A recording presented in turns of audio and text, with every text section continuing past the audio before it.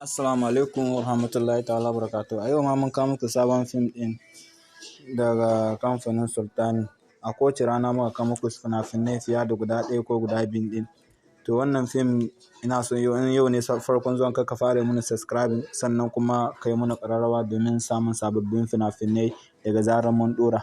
To wannan fim yadda za ku yi ku sauke shi a wayanku, ku tsaya dai ku kalla kuma ku saurari bayananmu domin yadda za ku yi ku samu damar sauke shi a cikin wayoyinku. To kamar wannan shine ainihin fim ɗin. Za ku duba nan ƙasan description ne mun kawo muku link ɗin. To a nan za ku danna. Bayan kun danna a nan, to wannan shine ainihin link ɗin da mun kawo muku na fina-finai. Idan ba ku tsaya kuna sauraron abin da muke gaya muku, ba lalle ba ne mu kuma za mu dinga kawo muku sababbin fina-finai. A kowace rana muka kawo muku sababbin fassara wadda kamfanin Sultan da Algaita da Sima Record suka fassarwa. To yanzu yadda za ku yi ku sauke wannan fim, za ku tausa bisa ga wannan shine ainihin link ɗin. A nan, da zarar kun tausa a nan, zai tafi da ku zuwa cikin application Mega.